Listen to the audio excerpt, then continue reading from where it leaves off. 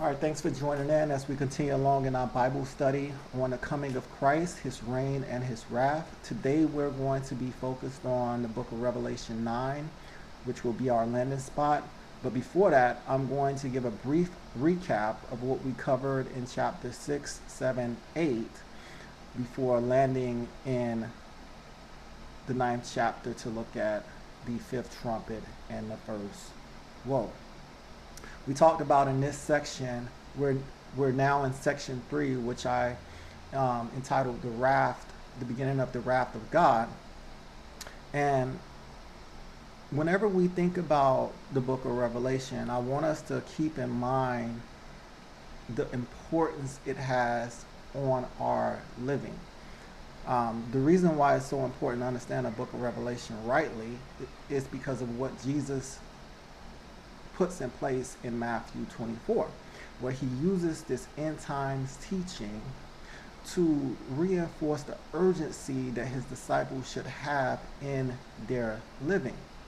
Oftentimes we see words like the time is near, the time is upon us, as we read these passages on end times.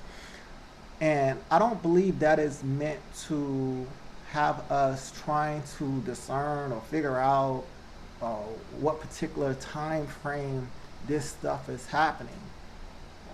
And the reason I say that is because Jesus himself says that it is only but for the Father to know the time and the day of this coming. It's not for anyone else to know.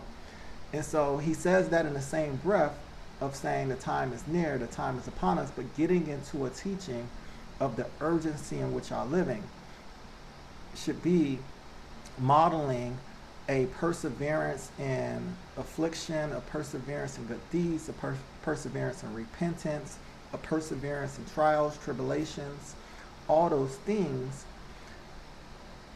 And we see that is really the point of the first section of the book of Revelation. As we look at Revelations 1, 2, and 3, we see that there's a call for all of those things and a great reward that is promised for those who actually achieve it. All right, so what I want to do is we're going to hop over to the presentation view, and I'm going to start off giving our recap on Revelation 6, and we're going to work our way up to Revelation 9. All right, so in Revelation 6, we say we are entering into the second section, and I broke the book of Revelations up into sections, and in each one of these sections, we see it gives us a throne room setting. In section 1, Revelation 1, 2, 3, we see the throne room setting is the first thing we see in the first chapter. And in that throne room setting, the focal point is Christ, and giving us all of these figures and symbols and images that represent Christ that is going to be used in these letters that are sent to the seven churches. We also say we now define these constructs of sevens and threes. And these numbers become very important as we look at these different symbols that we get. Like right here in Revelation 6, we get the seven seals. And we said in the second section, which starts in between Revelation 4, 5, which is pretty much 4, 5, and 6, we said we get a new throne room setting in Revelation 4, and we see these new figures that are presented in the throne room setting. And the first figure is the 24 throne setup for the 24 elders, right? And we talked about how it ties back in the first section by showing you these figures receiving the promised reward for their perseverance. And that was the crowns, the robe, and to sit on a throne with Christ. And so now we see that as a sign of the reward that comes upon the heels of those who have persevered before the time of wrath. And so now we see the second symbol being expounded upon that we saw in Revelation 4, and that is we saw these figures of cherubs, right? We saw it describing these same cherubs that in Ezekiel 9 and 10, I believe it's 10, that we see in the heavenly throne room setting before God pours out his wrath on the people of Israel, on Jerusalem. And so we covered those things back in earlier videos. So if you want to see the full details on that, I encourage you to go back and watch those videos. But we said those were the signs that now we're entering into God's wrath. However, in chapter 5, there is a transition. Before we get into the wrath, it kind of takes us back a little, and it gets into what I call the inauguration of Christ.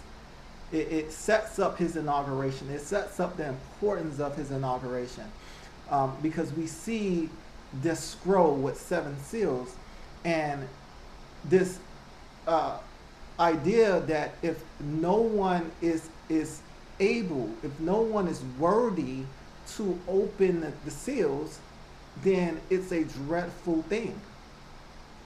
But we see the Lamb is introduced as the one who has overcome, the one who has accomplished the work of God, who has given his life, his blood for the saints.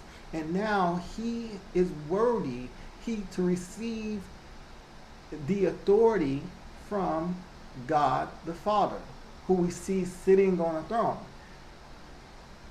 And so now we get this Lamb receiving the scroll from the Father, and now he is the worthy one who is breaking the seals in the book of Revelation 6. And so, in a nutshell, the book of Revelation 6 is all about the worthiness of the Lamb and how his authority has been given to him, and he is the one who has control over all of these things. The first seal, the second seal, the third seal, and the fourth seal represents things that we're going to see throughout the rest of the book of Revelation in regards to wrath being poured out and the things that happens. And so right here in the first seal, we see this conquering. This crown was given to one to conquer. And I believe this represents the kings and those who conquer others that we're going to see, or wants to conquer others that we're going to see throughout this book. But the point is that the Lamb is the one who is given authority, who is given authority to have control over all of these things. So the Lamb is the one who gives the crown, or who gives authority to those who conquer to conquer. The Lamb is the one who has control over that. The Lamb is the one who has authority over the one set out for war. And we see words like it was granted to take peace from earth, and that men would slay one another. So this granting reinforces that this permission, the ability that war has, doesn't stem from itself. It stems from the one who is worthy to break the seal. Right? And the same thing for famines, right? We often see the same verbiage used in the Old Testament that shows God is the one who has authority over famines. We see it in Ezekiel. We see it in 2 Kings. And so now we're seeing the same thing here, basically telling us it is the Lamb who is the one who has authority and control over famine. And what stems from conquering wars and famines? Well, death. Death stems from all of these things. And so we see now in the breaking of the fourth seal, it is the Lamb is the one who has authority even over death, right? And it says, authority was given to them over a fourth of the earth. So authority had to be given. This is that language that we see throughout the book of Revelation 6 that shows how these symbols, these figures we see of death, war, famine, is meant to depict that they're receiving an authority from a higher person. And that higher person is the Lamb. All right. And so in the fifth seal, we see something very important that's going to help us understand Revelation 7, 8, in regards to the chronological order of events that we need to understand things in, right? And right here we see in the breaking of the fifth seal, it says, underneath the altar, the souls of those who had been slain because of the word of God, because of the testimony which they had maintained. So, okay, here we see those who have been who's persevered through tribulations, trials, who's persevered even unto death. They've been slain, and it presents them as souls underneath the altar. That is very important. We see they're not in what was talked about in 1 Thessalonians 5 and 1 Corinthians 15. They're not in these heavenly bodies yet. There has been no resurrection by the time of the breaking of the fifth seal. But we do see an outcry. In verse 10 it says, and they cried out with a loud voice, saying, how long, O Lord, holy and true, will you refrain from judging and avenging our blood on those who dwell on the earth? So here we see, for those who persevered, tribulation,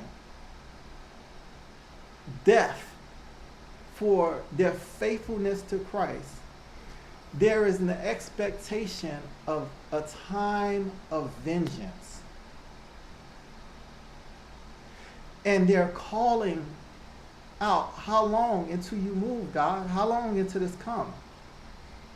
But then in the response that they get, we see they're told that, well, first they were given, each of them was given white robes, excuse me, and they were told that they should rest for a little while longer until the number of their fellow servants and their brethren who were to be killed, even as they had been, would be completed. And so we see this ideal of them resting under the altar. I believe the white robe is just a sign that's reinforcing the reward for their perseverance. They've achieved their reward by persevering into death, right? And a time of the wrath will come, time of vengeance will come, when a full number of those who will be killed as they have been killed for their testimony would be completed. And then there would be some type of change. There would be some of vengeance of the blood of the saints. All right. And so then we see the sixth seal, the seal of terror. In the seal of terror, what we see is these catastrophic events.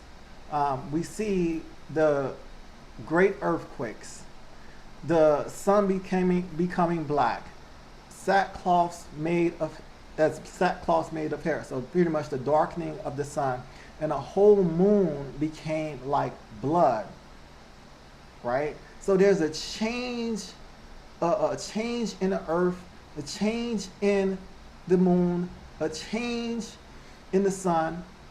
And it says, stars of the sky fell to the earth as a fig tree casts its unripe figs when shaking by a great wind. And then it says the sky was split apart like a scroll when it is rolled up, and every mountain and island moved out of their place. Then the kings of the earth and the great men and commanders rich and the strong, every slave and free man hid themselves in the caves among the rocks and the mountains. So let me pause right here. So the first thing we see is these catastrophic things happening, right? And stars falling from the sky. And it's using this metaphoric language right here. And it's talking about how mountains were moved out of their place. And the sky was rolled up like a scroll. So it's like these things are happening to God's creation, the heavens and the heavens, the skies and the earth, right? The question we often want to answer is this literally going to happen? Or is this some type of figurative language that we need to interpret what's actually going on and translate that into things, events that's happening in some type of historically or in the future or in the present, right? Either way, whether you are a historicist, idealist, futuristic interpreter of the scriptures, you're going to try to interpret these things. Or you can just say, well, I'm going to take it literally and these things will happen. Now, I think there's problems with both ways.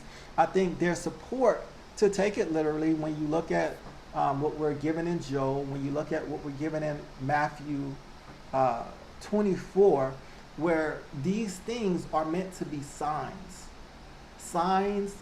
that make it very apparent that the time of wrath is upon us, right?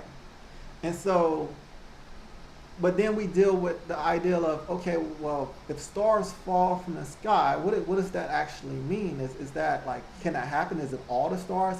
Well, we're gonna see. Well, it's not all the stars. It just says stars of the sky fell to the earth, as a fig tree cast its unripe figs when shaken by the great wind. So what does it mean for stars to fall to the earth? Is it just looking like stars are falling out of the sky? But the point we should walk away with is that these are all signs, something that people have to recognize, and that's why I lean towards taking this literal, because I believe these are things that no one can mistake for having the sign of, okay, the wrath of God is upon us. And the reason why I say that is because when you look at who recognize these signs, and it says the kings of the earth, the great men, the commanders, the rich, the strong, every slave, free man hid themselves in the caves. It's not saying, oh, those who are full of the Spirit, those who have discernment, those who the Spirit gives special discernment to, they recognize the sign. No, these are all people who are just don't believe. These are unbelievers. These are unbelieving kings, unbelieving great men, unbelieving slaves, unbelieving free men, unbelieving commanders. These are people from every class, every status. They all recognize what's going on, and they're in terror of the wrath of the Lamb.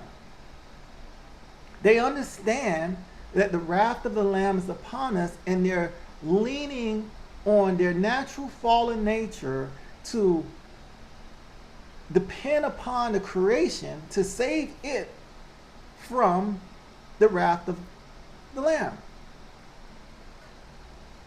And so that's why we see it right here. It says, they said, fall on us and hide us from the presence of him who sits on the throne and from the wrath of the Lamb.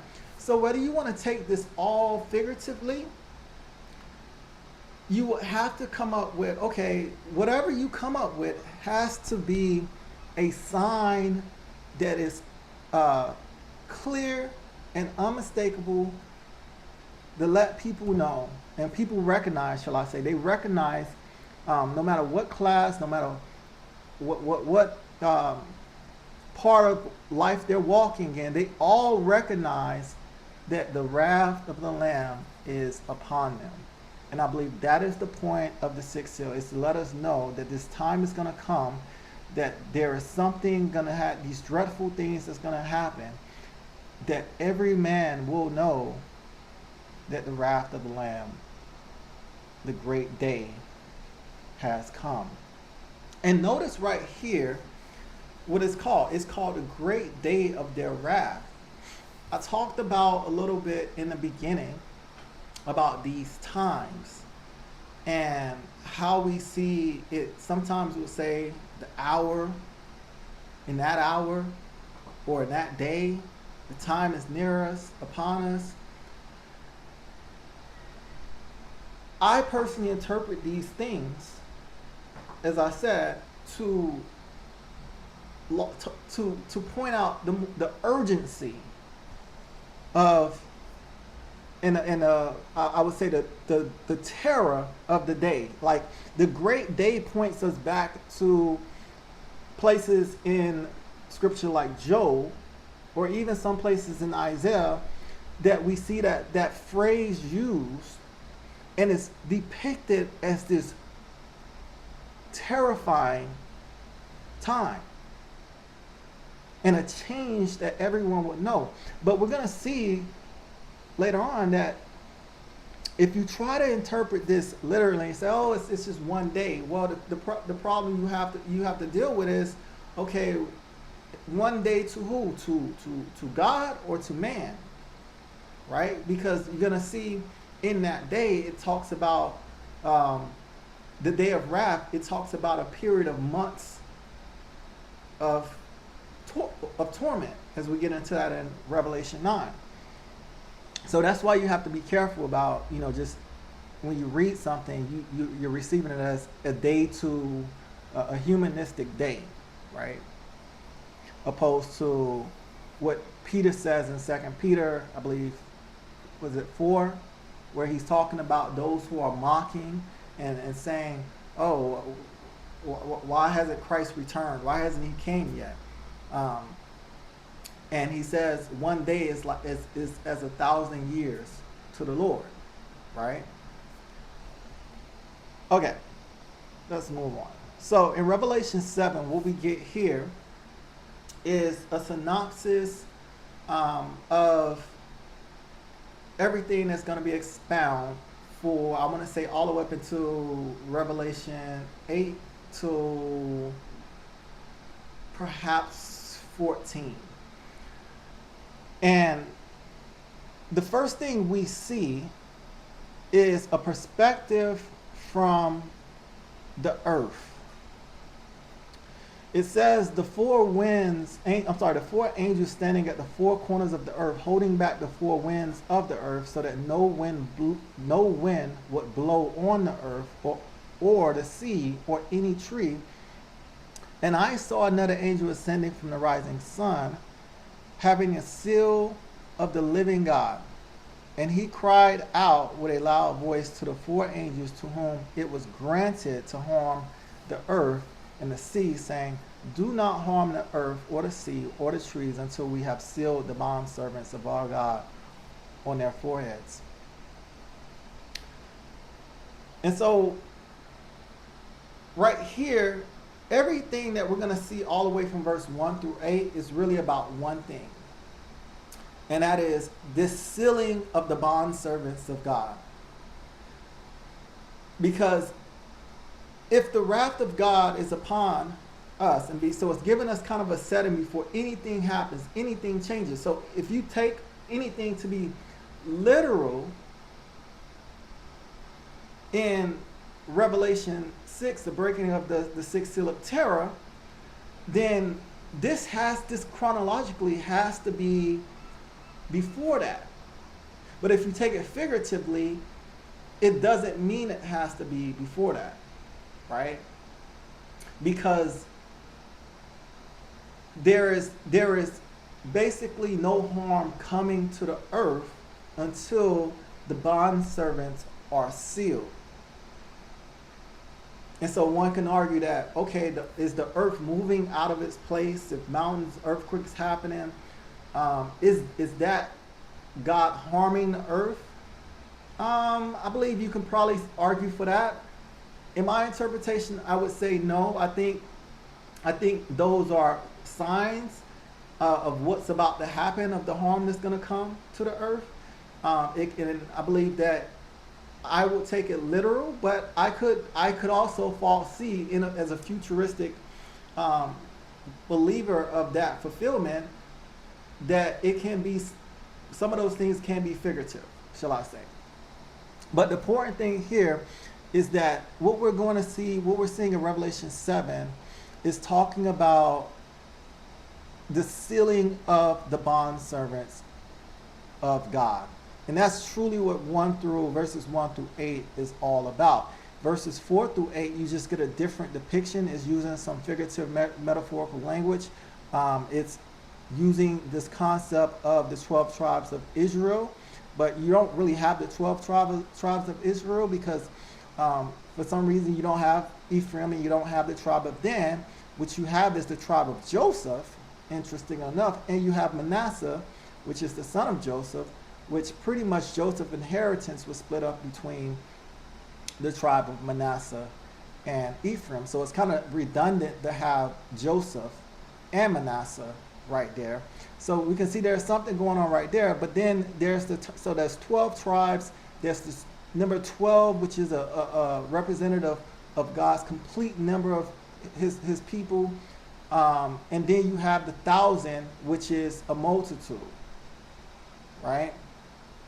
And so that's why when we read this, it says, and I heard the number of those who were sealed, 144,000, sealed from every tribe of the sons of Israel, right? And then it breaks down how many from each tribe. 12,000 were sealed from the tribe of Reuben, 12,000 from the tribe of Gad, 12,000. And then 12,000 for the tribe of Asher. So you get these 12,000s from 12 of the tribes. That is how you get this 144,000. And honestly, to summarize it, I just believe it just is a different way of representing the bond servants, all the bond servants on the earth that will be sealed before the wrath of God is poured out on earth. In the second half of Revelation 7, what we get is another throne room setting.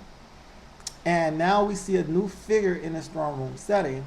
And that new figure is described as a multitude which no one could count, from every nation and all tribes, peoples, and tongues, standing before the throne and before the Lamb, clothed in white robes, and palm branches were in their hands. So now we see this multitude of those who, what is going to go over to describe, has overcome, who has persevered from the great tribulation. So this ties us to what we saw in a breaking of the fifth seal, where the souls of those who were martyrs cried out. Now we see a change, and now they're being described as having a body. They have hands, and they're holding palm branches, and they're now before the throne of the Lamb.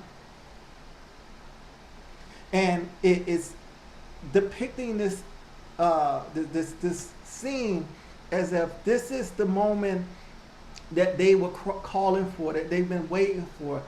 Not just their vengeance, but their triumphant of all the evil that caused them harm. Right? They are now before the throne of God, and it goes on to talk about how there's no more pain, how there's no more tears. That before the Lamb, He will be their shepherd, the one who's at the center of the throne. They will hunger no longer, thirst anymore, nor will the sun beat down on them. And so this is their time that they've been waiting for. This is where it shows or depicts their reward in overcoming all the hardships on earth. And so this should be really encouraging to us, because this is why as believers, we're called to endure any hardships, all suffering on this earth, because this earth right here is not our final inheritance. It is not our final treasure. It is not what we're looking forward to. This is what we're looking forward to. This time. So I believe this is basically showing you the ending of what's going to happen once God's wrath is poured out. All right, so we get into Revelation 8, and Revelation 8 kind of takes us back between the time frame of the breaking of the fifth seal, I want to say, and the sixth seal. So we go backwards. And the reason why that's important is because we just saw in the end of Revelation 7, we get the ideal of the resurrection has happened, right? There's this reigning that's going on in the throne room of God. And if you take that in chronological order and say Revelation 8, all the events in Revelation 7 chronologically happens after Revelation 8, you're going to have a whole total different understanding of how, as saints, we are, one, experiencing this time of wrath, right? And two, how are we to deal with all of these events in regards to the trumpets that are about to sound? What does that mean for us? To me, it gives you a different meaning. Well, not a different meaning, but it gives you a different way of applying these things to one's experience of, okay, where would I be in this time of wrath? Will I be in heaven? Will I be on earth? Right? Will I be protected? Will I be sealed up? Will I still experience these things and be protected from these things? Right? It's going to give you, it's going to change how you see the saints taking part into this wrath. And it's also going to change probably how you understand things when we get to talking about the Great Tribulation, which we know happens in the time of wrath, right? Based on Revelation 7, I would say at some point the Great Tribulation happens within the time of wrath. So how are we to understand how our parts are, or how we're to live, or how we're to persevere through that time frame, right? So anyhow, the point being is there's a difference in understanding that, okay, this takes us back before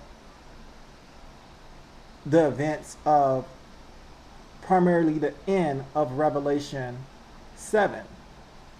And somewhere along, or just slightly before the beginning of the interlude, what we saw in Revelation 7, but approximately around the fifth and the breaking of the fifth and the sixth seal. Why do I say that?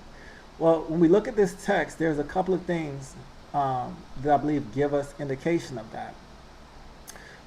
Here we have the breaking of the seventh seal, and it says, "And I saw the seven angels who stand before God, and the seven trumpets was given to them." So now here's the introduction of the seven trumpets.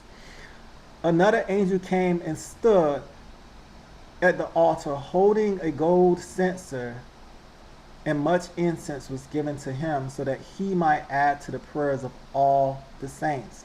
So we see the prayers of all the saints, and it's talking about the angel came and stood at the altar. We know in Revelation 6 that at that time the prayer came up from the saints calling out for vengeance, and they were at that point souls, right? So here the scene is back to the altar, and now it's talking about an angel who's holding a golden censer with much incense was given to him. And it says, and the smoke of the incense with the prayers of the saints. So it's this, I believe it's this depiction that we get is like the aroma, this aroma is coming up to God, and it is the thing that is causing God to act, to move, which is why it starts off this chapter by talking about this half hour of silence. Most times in the Old Testament, before God acts to move on behalf of delivering his people or bringing out wrath to his people, you will see this silence. It's time of silence. It's a time of reverence. And so what you see is now God is about to act, and he's moving and is tying in what we have in Revelation 5. The prayers of the saints is the prayers we heard them calling out for vengeance. And then we see the same angel took the censer and filled it with the fire of the altar. So out of the same censer, which he had these incense and the prayers of the saints was fuming up to God. Now he's filling that with fire of the altar and threw it to the earth, and there followed peals of thunder and sounds of flashes of lightning and earthquakes. All right? And so essentially, I believe this takes us to the time of terror. The breaking of the sixth seal, this overlaps with the events of terror, where God acts and he's moved. It's just showing you God acts and he's moved, was moving God to act and bring out his wrath is the prayers of the saints, avenging the blood of the saints. He is our avenger.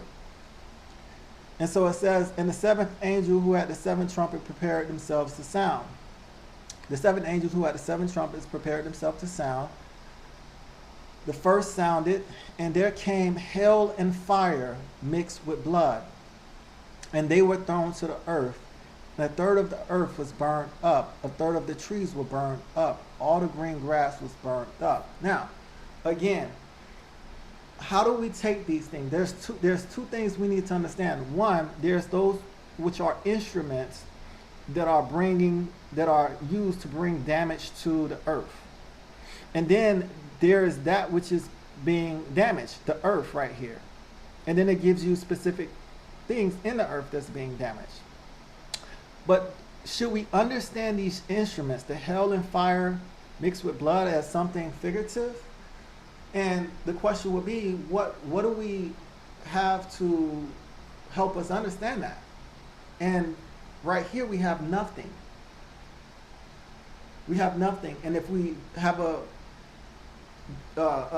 biblical study of the usage of these instruments, you would see nothing that will help you figuratively translate that to what's actually going to be used to cause this damage to the earth. So one is to say, well, take it literally, right? Just let's take it for what it's basically take it for what it says. And a third of the earth was burned up, and a third of the trees were burned up, and all the green grass were burned up. And I think the importance here is the earth is now being damaged, is now being harmed. And when God's wrath starts, there is a specific intentional harm to the trees and to the earth, the green grass that's only to a certain portion of the earth, a third of it. And it's really particular about the third.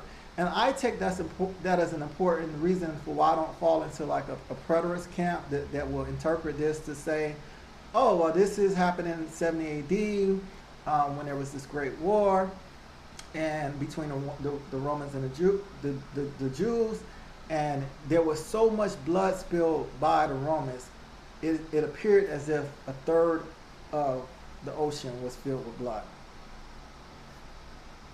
That just doesn't suffice as a good interpretation to me. Maybe that's for you, but that's kind of where I stand. I believe that this is something that's really specific, a third of the earth, and these instruments that's causing it will be unmistakable to be understood from being from God, right? I think that's the important thing, that whatever these things is, whatever you, if you take this figuratively, it has to be something that is recognized of being from God as a part of his wrath. The second angel sounded, and something like a great mountain burning with fire was thrown into the sea, and a third of the sea became blood. So here we see now the sea is being damaged. And the instrument damaging it here is being described as a great mountain burning with fire thrown into the sea.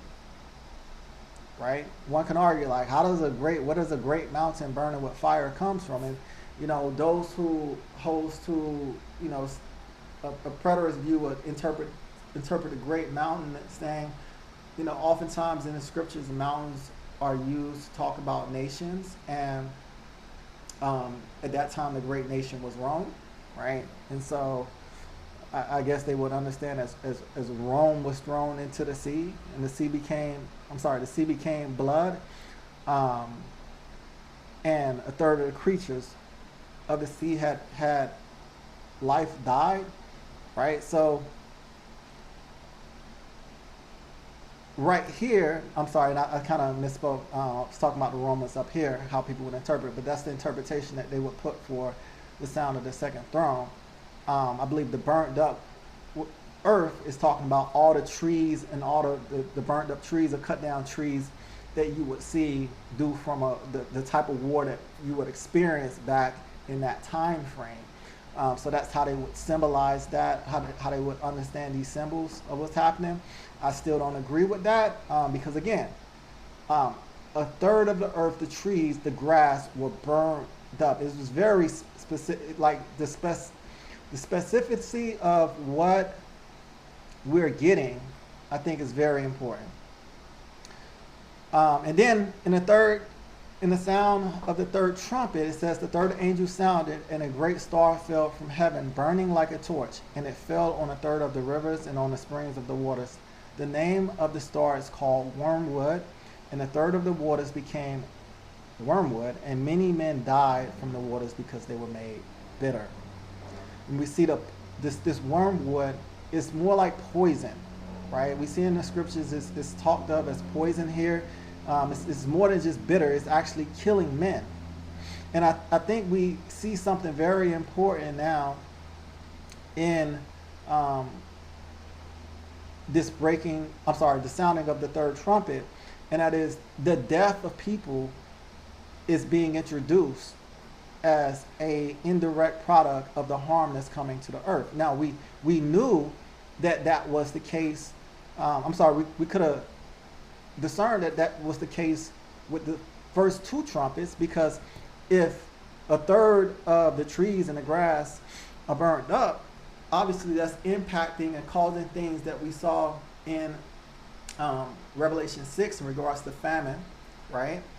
It's going to cause people to want to war and conquer one another, because as you have limited resources, what do? You have people who's trying to fight over resources. So all of those things are indirectly causing death, right? But now we see that people are dying because of the poisoned water. In the sound of the fourth trumpet, it says the fourth angel sounded, and a third of the sun, a third of the moon, a third of the stars was struck, so that a third of them would be darkened, and the day would not shine for a third of it, and the night in the same way. And so again, we see harm now happening to the sun, the moon, and the stars. This will also indirectly cause harm to humans, to the people on the earth, right? So, which explains why that the people of God needed to be sealed up before all of these things took place, right? All right, and so then it says, then I looked and heard the eagle flying in heaven, saying a loud voice, woe, woe, woe to those who dwell on the earth because of the remaining blast of the trumpet of the three angels who are about to sound. So now we get into these three woes. And the first of these three woes we see is in the sounding of the fifth trumpet. And what we want to understand is, how is this different? Obviously, it's going to be more dreadful. A woe is the total opposite of a blessing. It's something to be really disturbed by. It's something to be really alarmed by, to be really terrified by. And so what do we see going on here to start off? It says, the fifth angel sounded, and I saw a star from the heaven, which had fallen to the earth, and the key of the bottomless pit was given to him. Let me pause here. Some people want to immediately translate this to this star that fell from heaven to Satan. I don't immediately go there in how I understand this.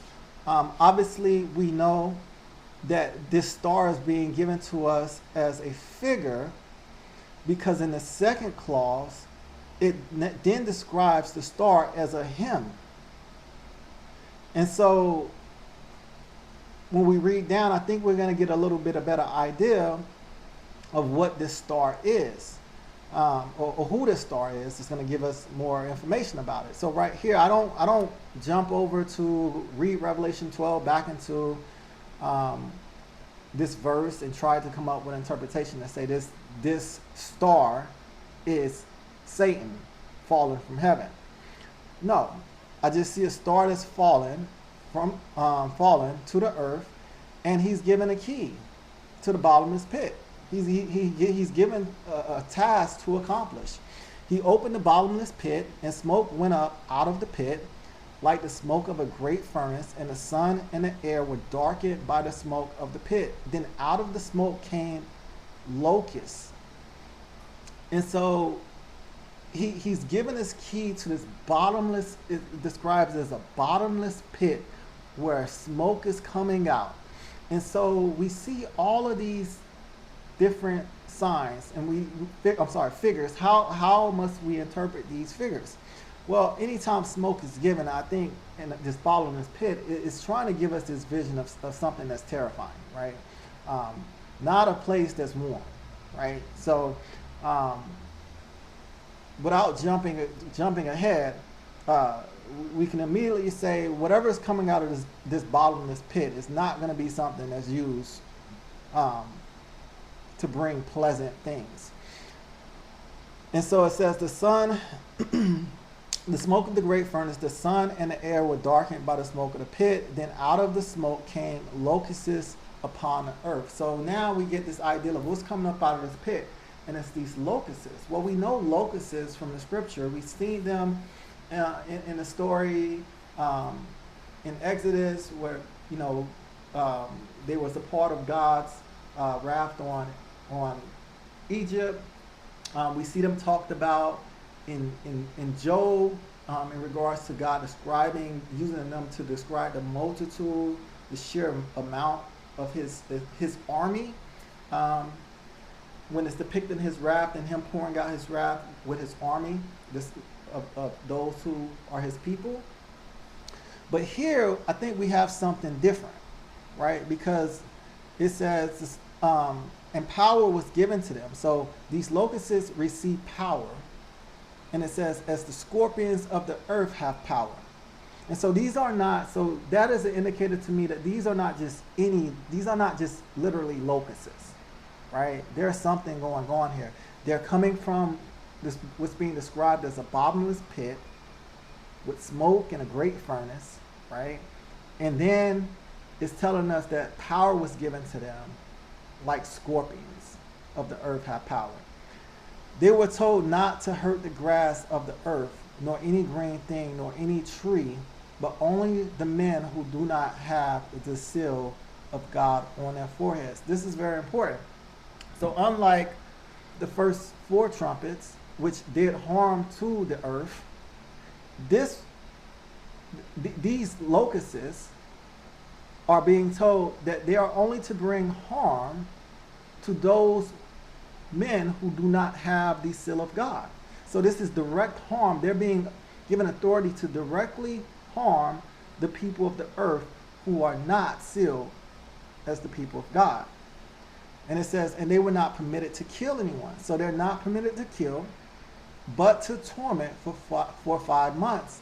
And the torment was like the torment of a scorpion when it stings a man. So here's why I said this 5 months. Look at here, 5 months. So if you would have read in Revelation 6 in the Seal of Terror, the great day of God's wrath has come, and you would have took that and say, oh yeah, you see, it's only a day of God's wrath. Well, you would have been in trouble, because if you're looking at that from a humanistic perspective, you're like, well, how do you get this 5 month period fit into a day? Right? You would have to deal with that. And so that's why I said we have to be careful in how we interpret certain these references to time. And then it says, and their torment was like the torment of a scorpion when it stings a man. I think this is very important. So it tells us what type of power they received. This is power, tormenting power, as if, you know, the pain of a scorpion sting. And I think what this shows us is that these locusts aren't locusts, they're more demonic. Because the only time we see tormenting done in Scripture is always done, we see it in the Gospels, done by those who are demon possessed, right? The demons aren't killing people, but they're tormenting them severely, right? And so I believe that this is talking about God has given authority to these demons from the bottomless pit to torment those who are not sealed with the seal of God. All right, and it says, in those days men will seek death and will not find it. They will long to die, and death flees from them. The appearance of the locusts was like horses prepared for battle, and on their heads appeared to be a crown like gold, and their faces were like faces of men. And so now, another reason why I would interpret this to be figurative. Now we're seeing these locusts likened to the amount of them as horses, which I believe represents just horses represented battle strength, right? And on their heads appeared to be crowns like gold, which I believe represents the authority that was given to them by the Lamb. And their faces was like the face of men, right? And I think that's important because you get this idea that these things are going, the power of these demonics are going to be expressed through human beings, right? And then it says they had hair like hair of women, and their teeth were like the teeth of lions. I think the hair speaks to the seductressness of them and how they operate.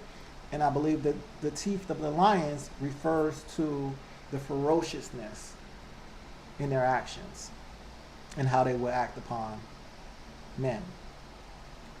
It says they had breastplates like breastplates of iron, and the sound of their wings was like the sound of chariots of many horses rushing to battle. They have tails like scorpions and stings, and their tails is their power to hurt men for 5 months. And here's where we get more details about the one who received the key. Verse 11, they have as a king over them the angel of the abyss. His name in Hebrew is Abaddon, and in the Greek, Abaddon, and in the Greek, he has the name Apollyon. The first woe has passed. Behold, 2 woes are still coming after these things. So this angel, this star that fell from heaven, like this star that fell to earth, who was described as a him who had this key to the bottomless pit, is described as the king of the locusts he set free, and his name is Abaddon, Apollyon. Now, if we look at Abaddon, it's always referred to or it's always in the same context as Sheol, right? And some people believe Abaddon and Sheol is one. Some people believe there's two different places. I believe that there are two different places. It's kind of like two different layers where Sheol is for the dead and Abaddon is for the actual demons, right? And it's described as a bottomless pit. So that's kind of how I see those things. But I think what we get out of this is, in this first woe, we now see damage and tormenting to those who do not have the seal of God. God is now acting directly upon the men of this earth to bring out his wrath. And it is a terrifying picture that we're getting. So that's where we're going to land for today.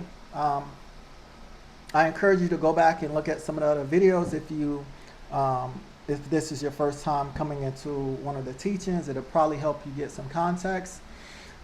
If you have not already, subscribe to the channel, like the videos. You can also join the group on meetup.com, Limbs of Christ, where you can find Limbs of Christ on Facebook. If you want to join in on our weekly Bible studies that happens every Wednesday at 5:30 Mountain Standard Time.